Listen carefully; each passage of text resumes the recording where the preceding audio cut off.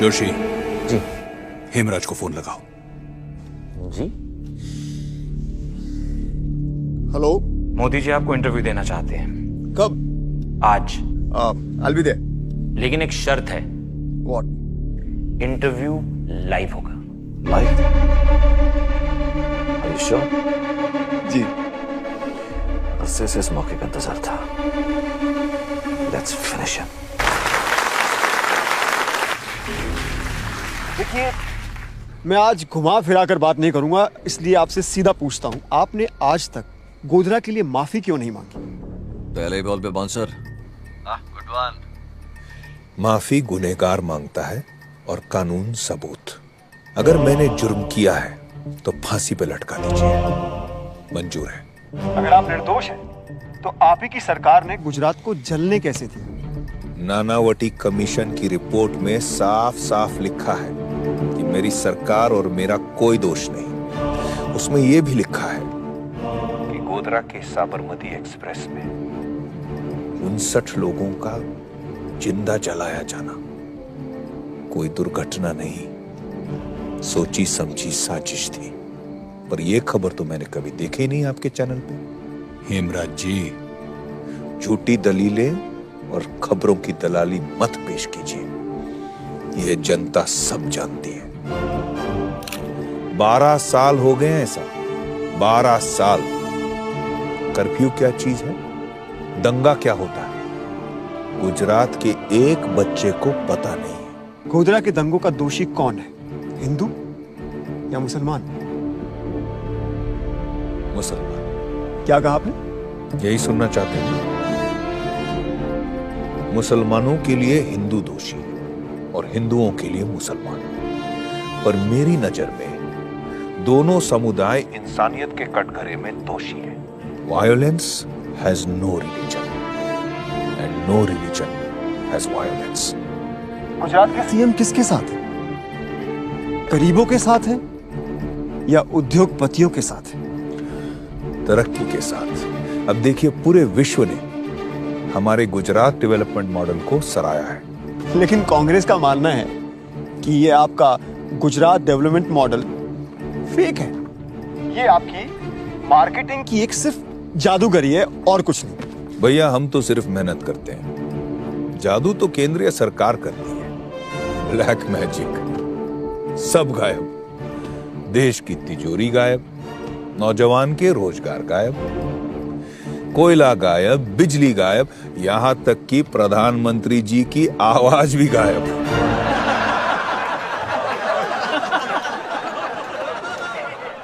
मित्रों, अब आपको निर्णय लेना है, उनका टेप रिकॉर्ड सुनना है या मेरे विकास का ट्रैक रिकॉर्ड।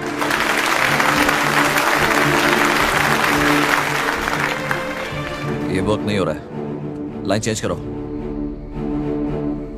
अब हम करते हैं पूरे देश की बात।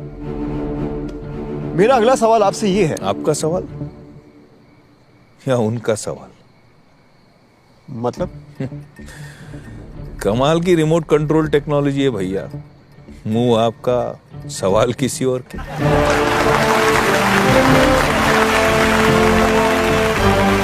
चलिए पूछिए।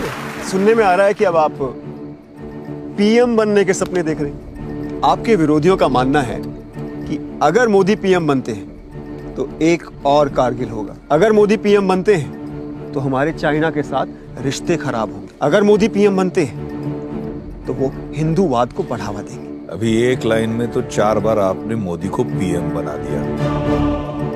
मुझसे ज्यादा लगता है आप सपने देख रहे हैं मेरे पीएम बनने के। मजाक नहीं मोदी जी, लोग सच में डरे हुए हैं कि अगर आप इस देश के प्रधानमंत्री बनते हैं तो पाकिस्तान और चाइना के साथ हमारी एक और जंग होगी। आप कश्मीर के मुद्दे को भड़काएंगे और देश के टुकड़े टुकड़े हो जाएंगे। पाकिस्तान को जन्म किस पार्टी ने दिया था? 1947 में अखंड भारत के टुकड़े टुकड़े किस पार्टी ने किया? अगर नेहरू जी की जगह सरदार पटेल पीएम होते तो ना हम चीन की लड़ाई हारते, ना आधा कश्मीर पाकिस्तान के पास होता, और ना ही आतंकवाद की वजह से हमारे वीर सिपाहियों के सर सरहद पे कटते।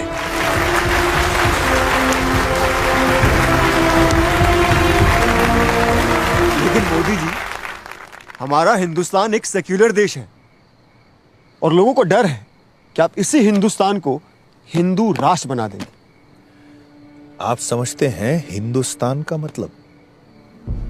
क्योंकि हिंदुइज्म सिर्फ एक धर्म नहीं, एक सोच है। हिंदुइज्म की वजह से ये देश सेक्युलर है, क्योंकि मूर्ति पूजा करने वाला एक पंडित भी हमारे लिए हिंदू है और बुत परस्ती में ना मानने वाला एक इंसान भी हमारे लिए हिंदू है। धर्म से नहीं, संस्कृति से। सिर्फ हिंदुस्तान ही ऐसा देश है जहां नमाज सड़क पे पढ़ी जाती है और गणपति का जुलूस भी निकलता है। फ्रांस और स्विट्जरलैंड जैसे बड़े बड़े सेक्युलर देशों में हिजाब बैन है साहब, हिंदुस्तान में नहीं। पाकिस्तान का राष्ट्रपति सिर्फ एक मुसलमान हो सकता है। हिंदुस्तान में अब्दुल कलाम साहब राष्ट्रपति रह चुके। इसी को कहते हैं हिंदुस्तान, जहां धर्म से बढ़कर एक चीज है, देश।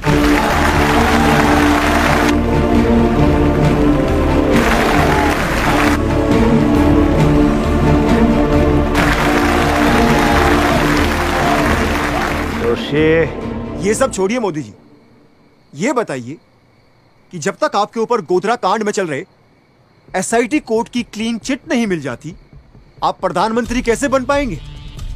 ये आपके ऊपर बहुत गंभीर आरोप हैं। जनता तो छोड़िए, आपके खुद की पार्टी आपको कैसे स्वीकार करेगी?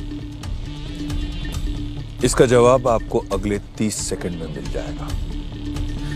वो क्या कहते हैं आपकी भाषा में, ब्रेकिंग न्यूज है, आपके लिए और उनके लिए भी। मोदी जी, जय हिंद। अभी कुछ सवाल बाकी है।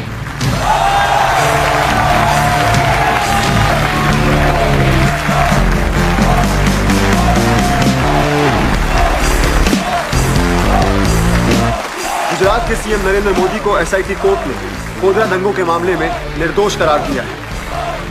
अब उनके लिए अपनी ही पार्टी के पीएम कैंडिडेट बनने का रास्ता बिल्कुल साफ हो गया।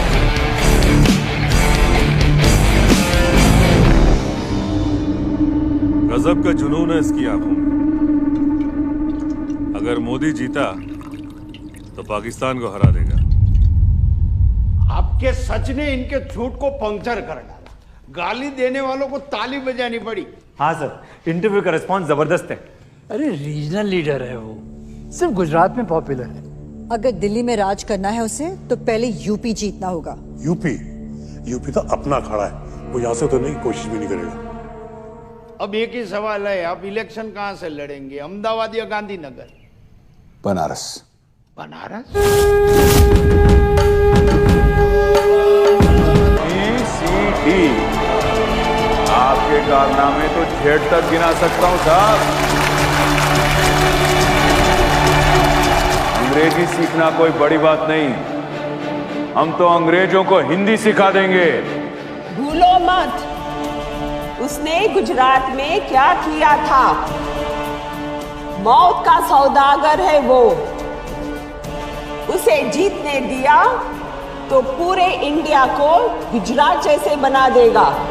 अरे गुजरात बनाने के लिए 56 इंच की छाती चाहिए, पक्की सड़कें बनाने के लिए पक्की नीयत चाहिए, 24 घंटे बिजली लाने के लिए दिमाग में रोशनी चाहिए।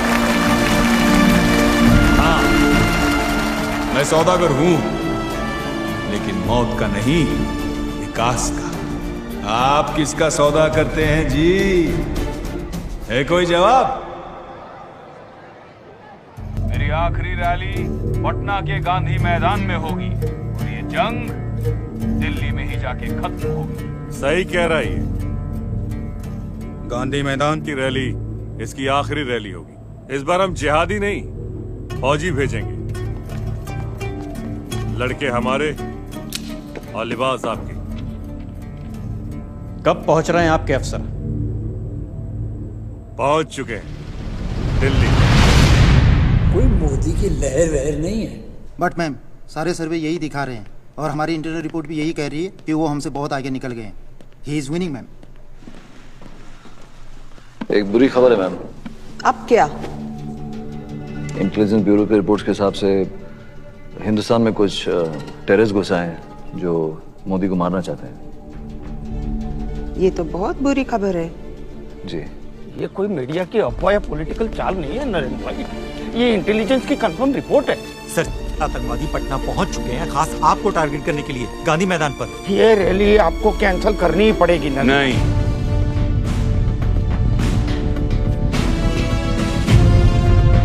मीडिया को ब्रेकिंग न्यूज और विरोधियों को मुद्दा मिलेगा कि मोदी भाग गया। लेकिन नरेंद्र भाई, मैं उनकी परवाह नहीं करता, लेकिन हर वो हिंदुस्तानी जो मेरी तरफ आशा लिए देखा है उसकी नजर झुक जाएगी।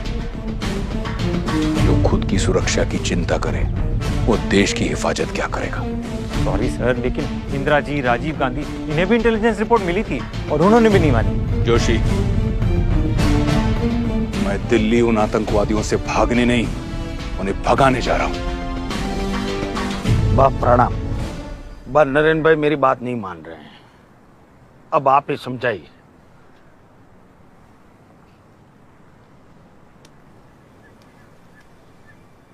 प्रणाम बा। बा, मैं बहुत आगे आ चुका हूं, अब पीछे हटने को मत कहना। कौन कहता है तुझे पीछे हटने को? तू आगे बढ़ बेटा। जब तू बच्चा था ना, सैनिक बनना चाहता था। अब देख, बिना वर्दी के तू सैनिक बन गया। बात तू रड़े छे? एक सैनिक की माँ की आंखों में आंसू नहीं, गर्व होता है बेटा। मुझे तुझ पर गर्व है। जय हिंद। जय हिंद।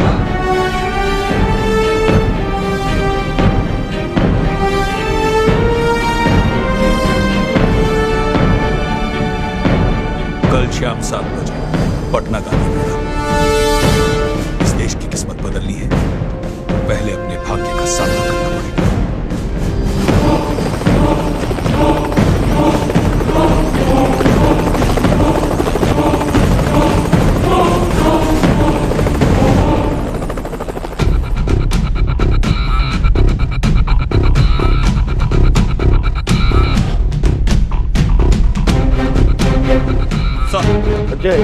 सिक्योरिटी अपडेट क्या है? सर, सारे एंट्री पॉइंट्स पे स्कैनर्स लगवा दिए गए हैं। पुलिस की तादाद डबल कर दी गई है। मैं और मेरी टीम सिविल ड्रेस में क्राउड में होंगे और डॉग स्क्वाड को मैंने ऑर्डर किया है कि स्टेज एरिया को दोबारा चेक करें। Aman Bhargava, counter terrorism security expert. आपकी क्या राय है? सर, ये रैली कैंसिल कर दीजिए। थ्रेट लाइव है, भीड़ लाखों की, समय बहुत कम, सिक्योर करना मुमकिन नहीं होगा। ये मुमकिन करना होगा। अजय सर, स्टेज के दोनों तरफ, यहाँ सेंटर में और वहाँ मेन गेट के पास, दोनों तरफ मुझे स्नाइपर्स चाहिए, पूरा कवर करना। And I need 4 drones. Her angle से मुझे सिक्योरिटी कैमरा फीड चाहिए। Yes sir.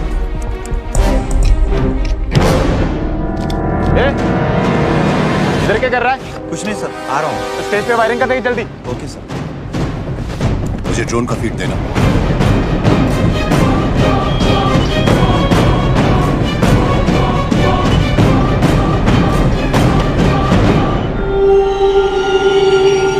कहाँ पहुंचे?